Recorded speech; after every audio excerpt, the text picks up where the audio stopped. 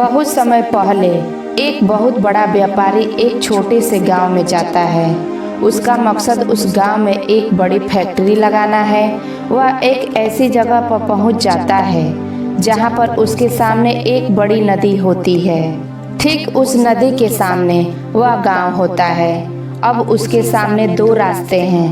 पहला, या तो वह सड़क के रास्ते घूमकर उस गांव तक जाए जिसमें लगभग 5 घंटे लगेंगे, क्योंकि वहां तक पहुंचने का कोई डायरेक्ट रास्ता नहीं है। दूसरा रास्ता यह था कि वह एक नाव में बैठकर नदी के रास्ते उस गांव तक पहुंच जाए जिसमें केवल 20 मिनट ही लगेंगे। फिर व्यापारी ने अपना टाइम बचाने के लिए उसने नाव के जरिए गांव तक पहुंचने का फैसला किया। वह नाव बहुत छोटी थी जिसमें एक तरफ वह आदमी बैठा था जो नाव चला रहा था और दूसरी तरफ वह व्यापारी बैठा था। कुछ देर बाद उस व्यापारी ने नाव वाले से पूछा, तुझे पता है तेरी नाव में कौन बैठा है? तो नाव वाले ने कहा, नहीं साहब, मैं नहीं जानता। फिर व्यापारी ने कहा, अरे तू अखबार नहीं पढ़ता है क्या? मेरी फोटो हर दूसरे तीसरे दिन अखबार में छपती है। तो नाव वाले ने कहा, अरे साहब, मुझे पढ़ना लिखना नहीं आता है। मैं बहुत छोटा सा था जब मेरे पिताजी गुजर गए और अपने परिवार का ध्यान रखने के लिए मैं बचपन से ही काम में लग गया, इसलिए मेरा स्कूल बचपन में ही छूट गया था। यह सुनकर उस व्यापारी ने नाव वाले का मजाक उड़ाते हुए कहा, तुझे पढ़ना लिखना भी नहीं आता है, ऐसी जिंदगी का क्या फायदा? यह सुनकर उस नाव वाले को बुरा तो लगा, लेकिन उसने कुछ कहा नहीं।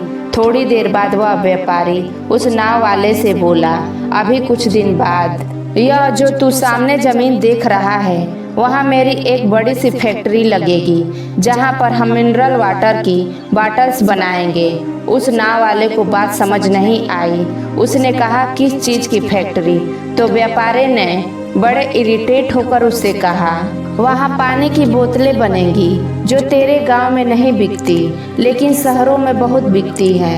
तब नाव वाले ने कहा, अरे साहब, मुझे कहाँ पता होगा, मैंने तो कभी इस गांव से बाहर निकला ही नहीं।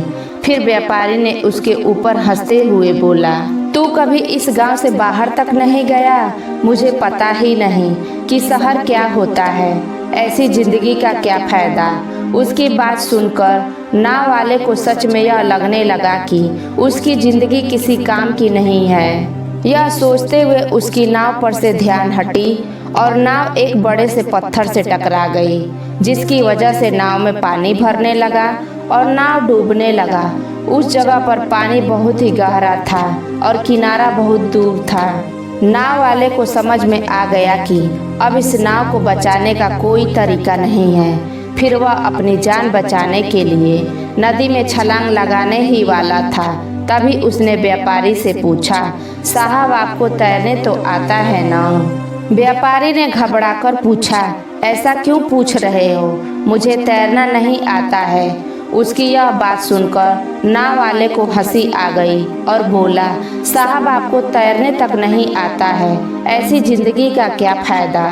यह सुनकर उस व्यापारी को अपनी गलती का एहसास हुआ और हाथ जोड़कर उसने नाव वाले से कहा, तुम जो मांगोगे मैं तुम्हें वह दूंगा, बस मेरी जान बचा लो।